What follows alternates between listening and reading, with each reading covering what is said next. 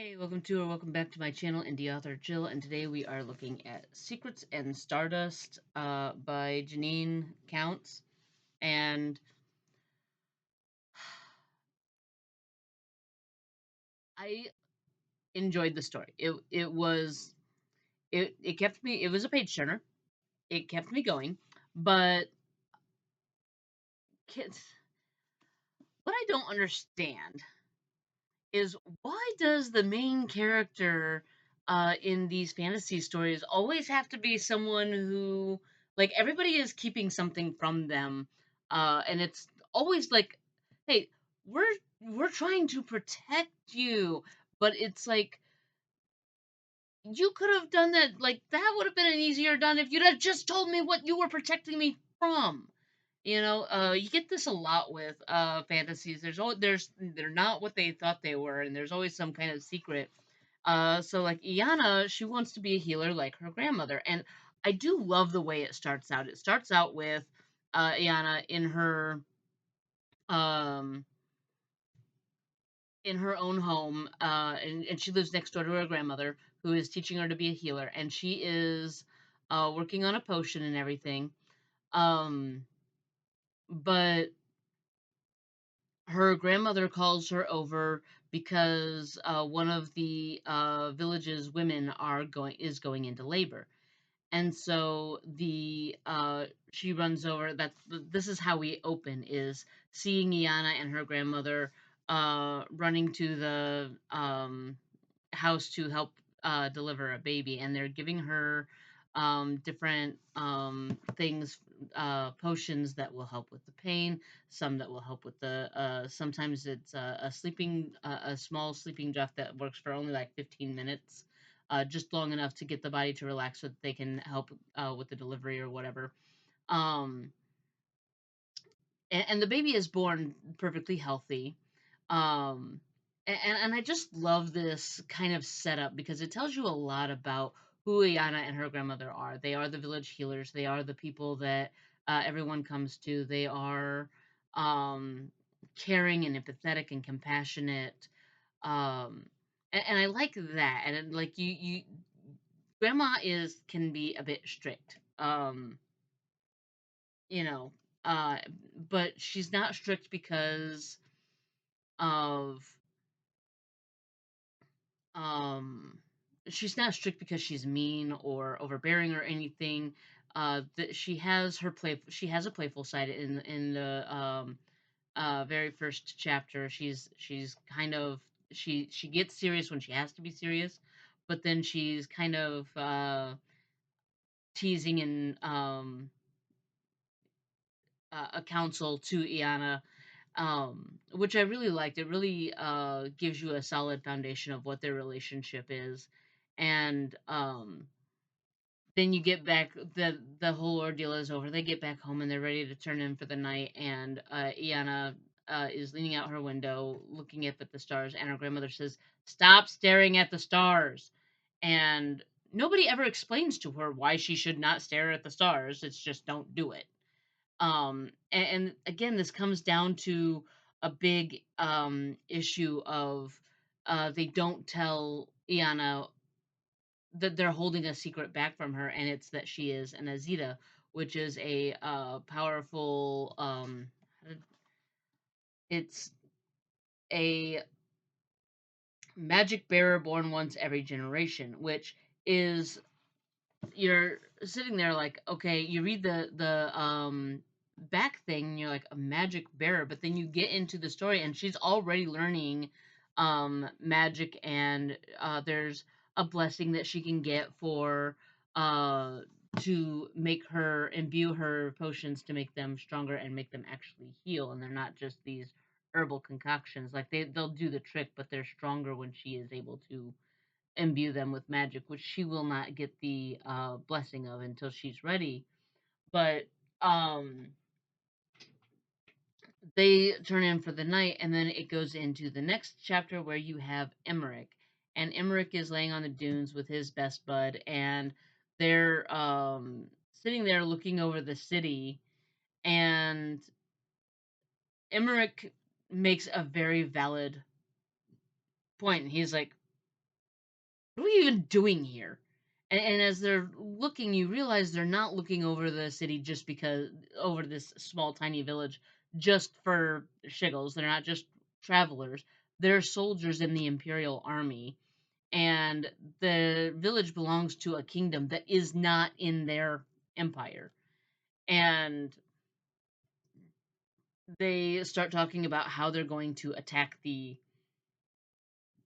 village, and Emmeric is he's not totally on board with it because he's like, we're gonna go down there and we're gonna kill a bunch of innocent people, men, women, children, it doesn't matter. And for what?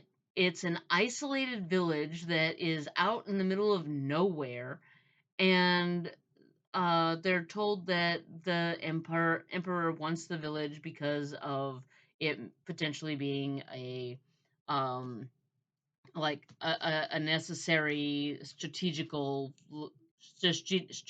located place. And it's like Emmerich is like, strategically located to what? It's surrounded by dunes and mountains. There is nothing here. There is nothing close by. Even Iyanna's grandmother points out that a merchant hasn't been through there in ages.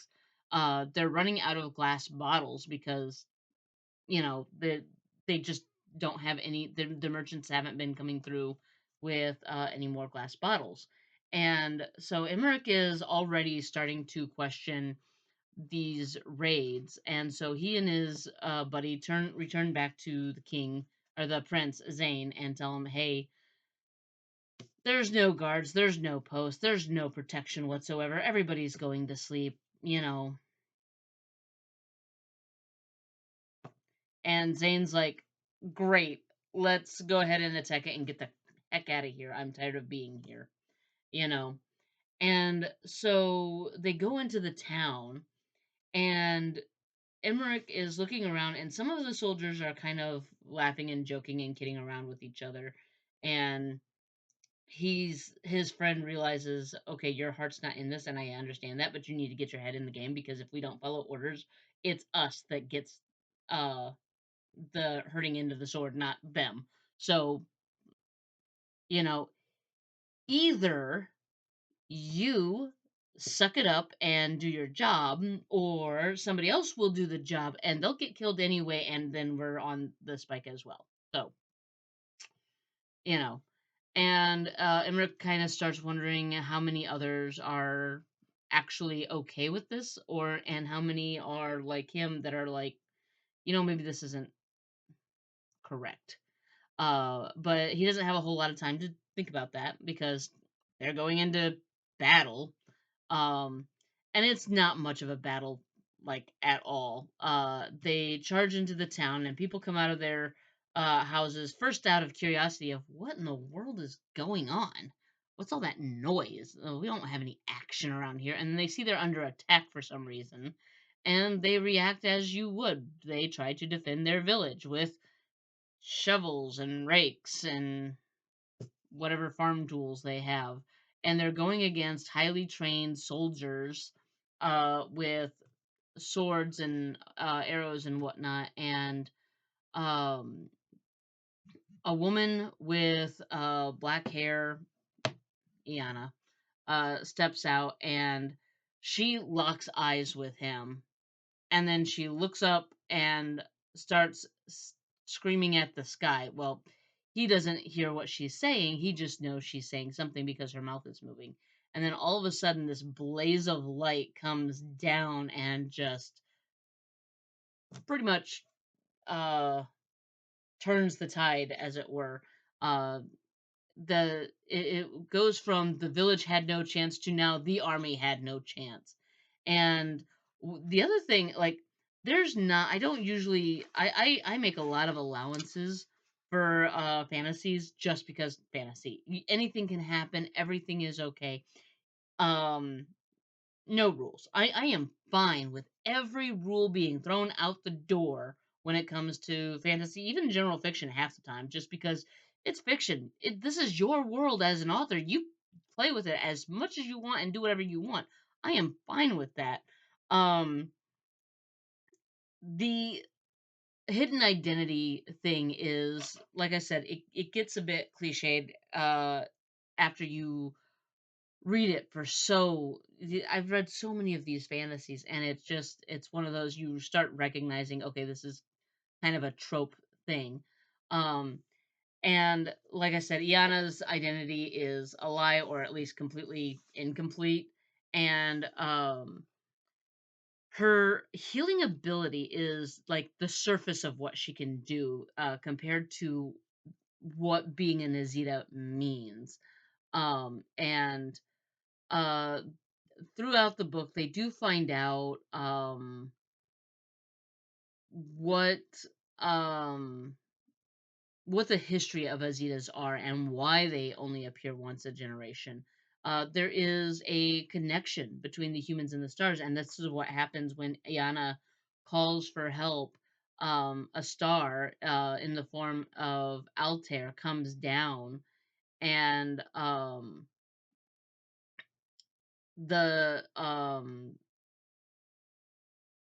they understand, there's this group that ends up forming because uh like Emmeric gets captured, and he ends up having to work with Iyana. And then Altair, I can't, there is a pronunciation guide, I completely ignored it. um just because I was like I said, the story just grabs you and pulls you in, and um I wasn't terribly precious about the pronunciations. um I I was just hanging out with for the ride. I enjoyed just being on this journey. It's very much a quest journey, and I love that. Um, but the quest ends up being because Emmeric, they find out that what the emperor is trying to do, and they decide, okay, we have to go stop the emperor. So you've got Altair, you've got Iyanna, you've got Emmeric, and then Prince Zane, the emperor's son.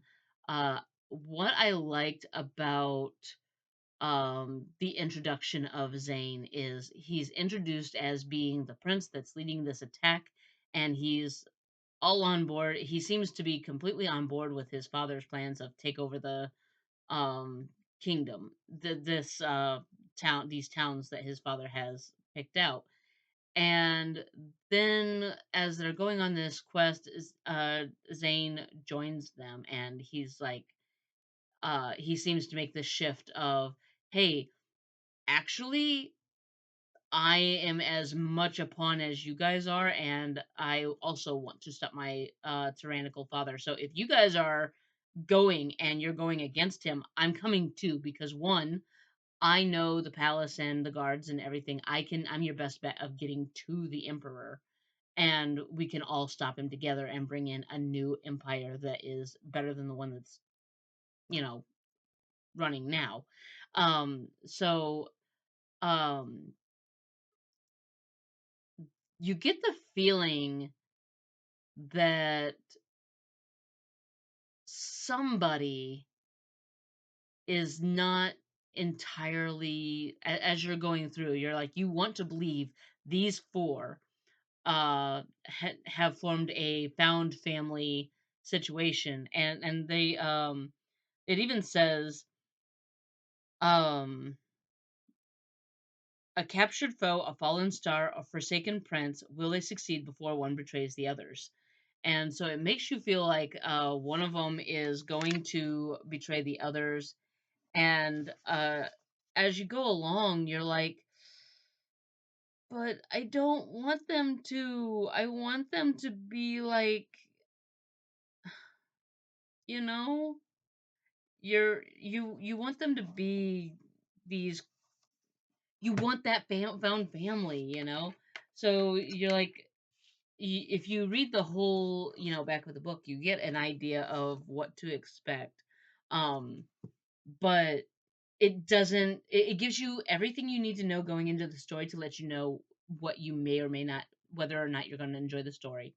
um the and then like it says here, she sent Altair a hypnotically handsome star in human form. Iyana is more shocked to discover that she's an Azita, a magic bearer born once every generation, and that a captured enemy soldier named Emmeric is unwittingly caught up in her destiny.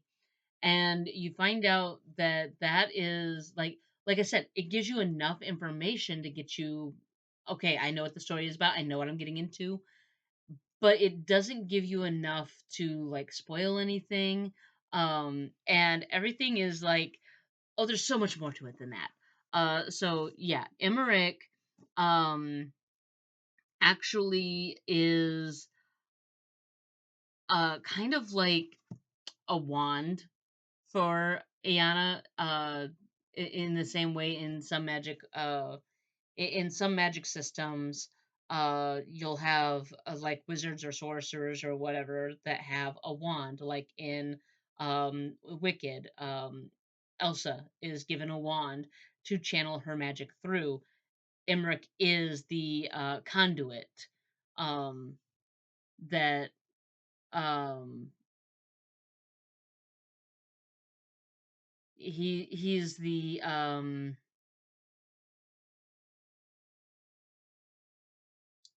on, I know the word. I know the word. Uh, the Condoleezza. Uh, yeah. Uh, I think that's how. I don't think that is because I think the pronunciation guide only had places and names. Oh no, it is. Yeah, Condoleezza. Yeah, I was pronouncing that right. Um, but yeah, he's a Condoleezza, which is a person who acts as a conduit or like a wand or a channel, um an amplifier of sorts to her abilities. So like she can do magic, but she's able to do it better and more able to like focus it because of Emmerich. Um, but uh, like at the beginning, then you got Altair the star, and it says the stars are not what they seem, so look away. They'll whisper your fate up here, and it's like, okay, is that a good thing or a bad thing? Like I said, it goes back to her grandmother saying, "Don't stare at the stars," and she's like, "Why not?" But she can't help but stare at the stars. And it's like if you had given her more information, you could have helped her with this whole destiny thing a lot easier.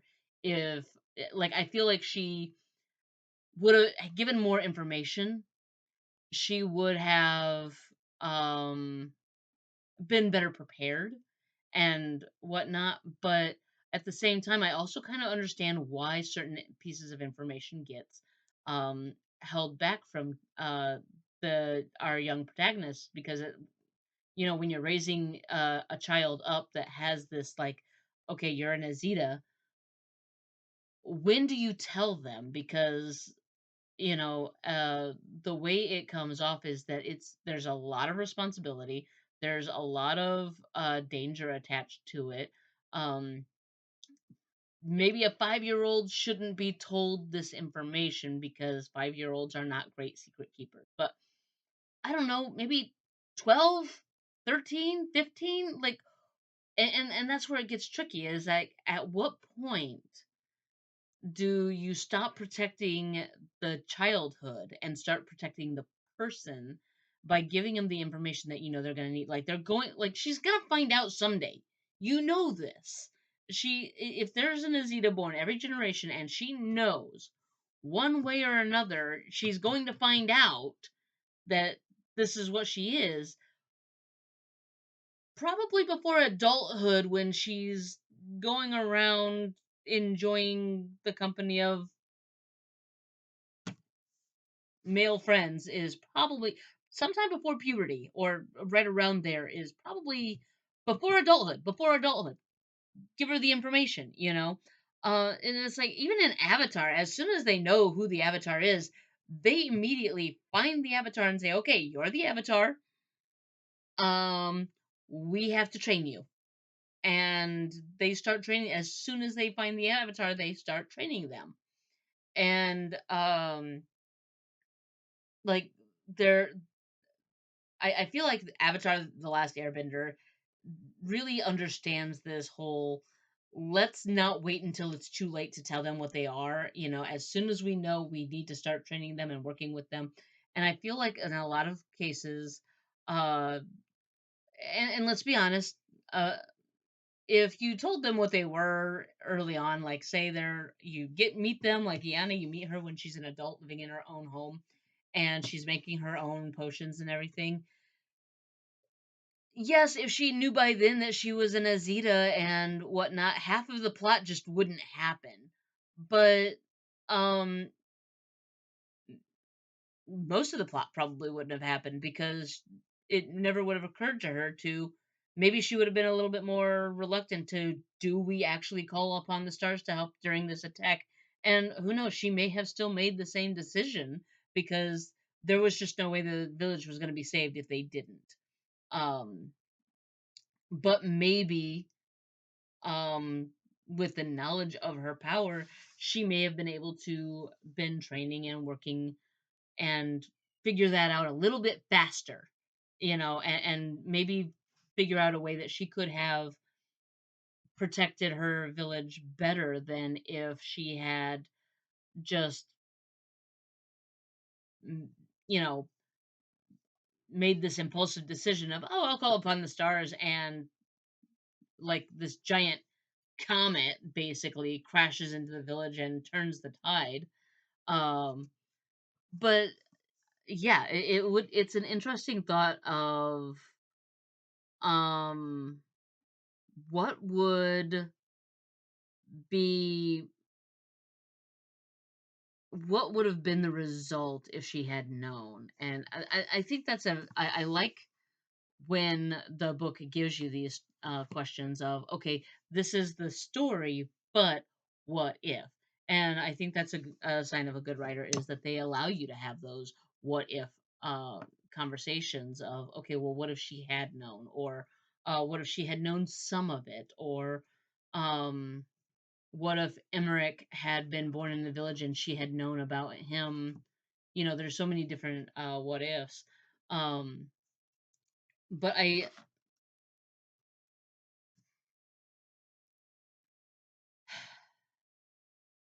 like I said, it was a ride. Despite the fact, I know I sound like I'm complaining about certain like small tropes, like the hidden identity and whatnot, but it's just, I'm not complaining. I promise I'm not complaining. It is just a something I noticed, that it a lot of stories seem to be driven on, uh you are not what you think you are. I will also say that the artwork in this is really pretty. Like, you got these chapter this chapter art, and it's very simple. It's just like a starry sky. The cover is gorgeous. um if you're wanting to read this for Her Kid 3.0, there's a lot of things it fits. Just about any party member you want is in here. You've got your sorcerer. Iyana is a magic born, um, is magic born, and then um, you've got fighters, you've got rangers, you've got rogues, you've got really anything you want in here. Honestly, um, the gold on the cover works for the not so hidden prompt color in Joseph's Technicolor Dreamcoat. You also got snake for an animal. Um, I don't know if you would call there's no I don't see anything that would be I would consider like a periodic table.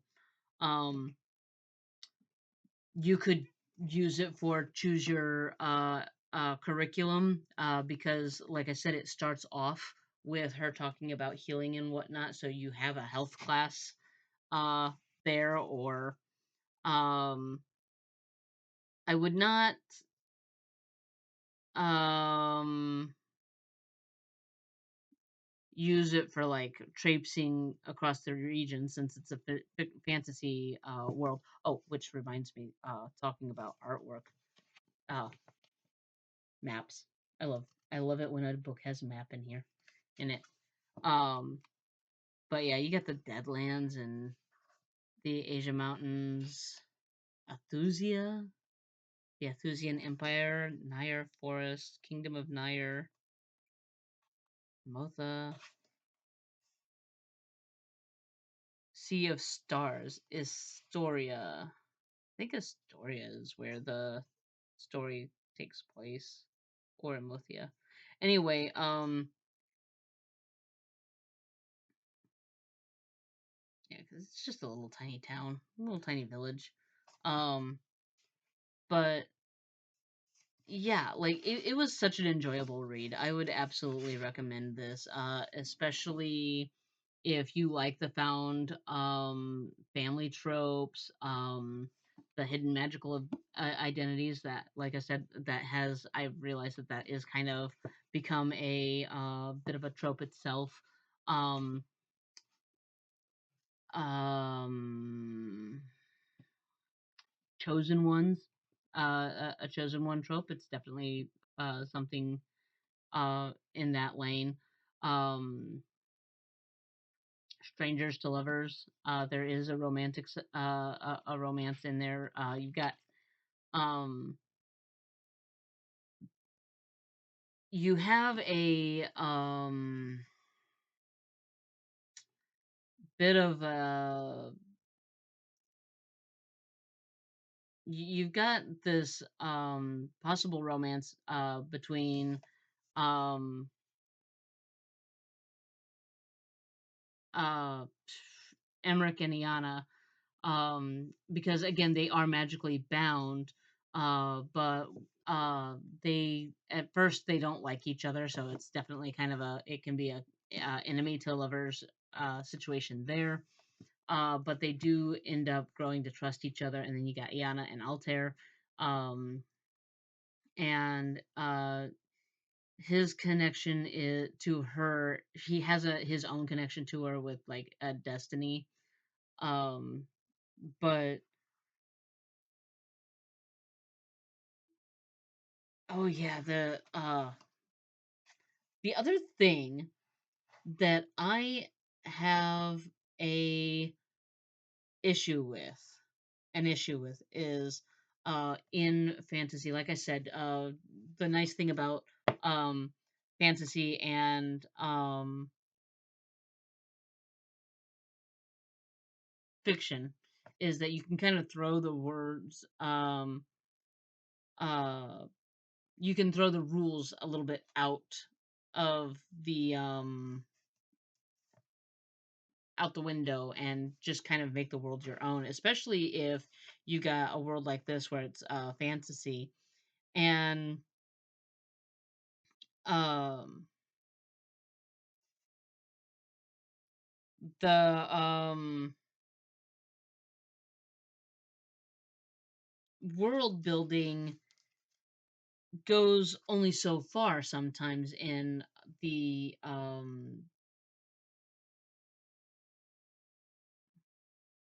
in the fantasy thing, because when you have a fantasy, especially when you have a fantasy world, you have so much realm and so much freedom for language, and they you got things that are like where they're cussing and they're dropping f bombs and everything.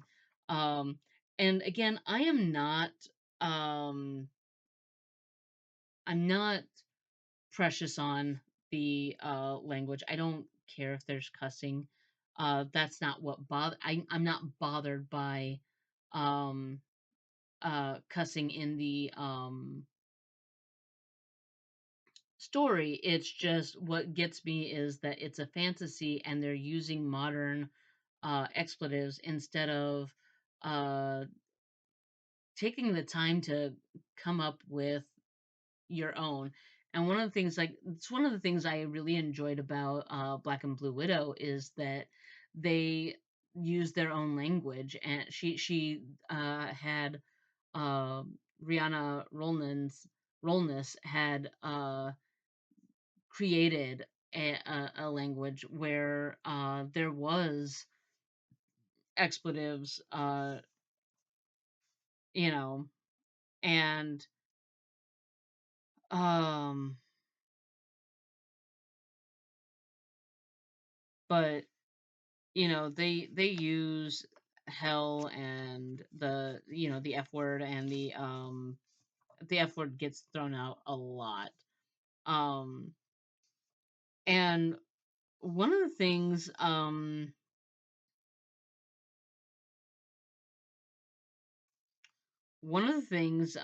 about this is that it talks about Iyana, Emmeric, Zane, and Altair.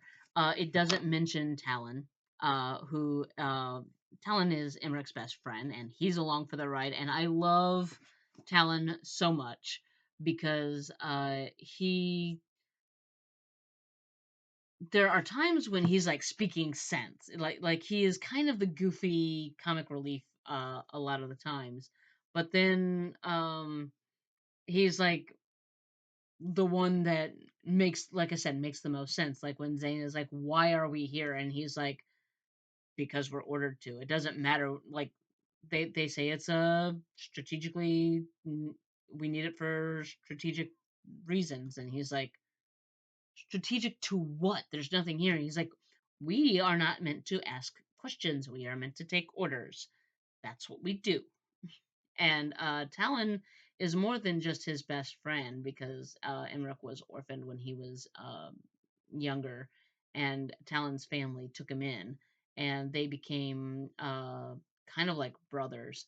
Um, but Talon is one of my favorite characters, because there's times when, like I said, he's just being goofy, and uh, he kind of almost acts as a foil to Emmerich. Like at one point, when it seems like Iyanna is absolutely has definitely connected herself to Altair.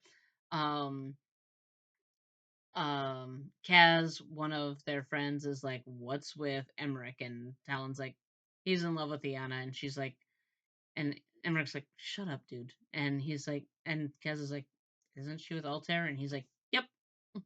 And like they're half the time they're talking about he talks about he'll talk some uh sense into him, and other times he's just like, "We're gonna sit back and let see what happens, just for fun." But he never, like, he's always in Emmerich's corner. That's the one thing I love about Talon, is he is loyal to a fault. Like I said, I just love Talon. Um, but that's really all I got for you guys for today. So, the other book is in the other room. The next book I'm going to read is A Destiny Rotten Woe. Um, I am slowly getting through these. I normally I read a lot faster than I have been. I know, and I'm sorry that these videos are so much longer between each. There's so much time between each book. I have started a job 2 weeks. I did start a job 2 weeks ago, and it is. I am exhausted from this job. It's weird, isn't it? You get these jobs and you love them, but they take so much out of you, and I'm still adjusting to it. So hopefully I will get used to it now that the first 2 weeks have gone by, and I'm starting to get into a rhythm. I'll be able to start getting through these again. um for this, don't forget to leave a comment down below. Don't forget to share, like, subscribe, and if you don't know what to comment and you just want to leave an emoji, leave a star. Not for me, for Iyana, an Altair. Um, or a snake if you want. I'm not gonna be picky. You choose. Star or a snake. Whatever you want. Um, but yeah. The other thing I will point out, and I want to say, I just want to say it because I feel like it is an intentional design choice, and I don't want Jeannin or her cover creators' work to go unnoticed. Okay, but uh, as I said, the main character Iyanna wants to be a healer, right? And it's one of the things I loved about the because I was when I was looking at the cover, um, it took me a minute to realize it, but you've got the serpent wound around this star, almost in the same way that in the medical profession there is a snake wrapped around a staff. Um, so I thought that was a really cool design choice um, for the serpent on the cover, that he was wrapped around the star in the same way, but it's a star instead of a staff. I thought that was really cool. Like I said, I love the cover. It's so freaking pretty. Like, oh wait, I think her cover artist was mentioned in here.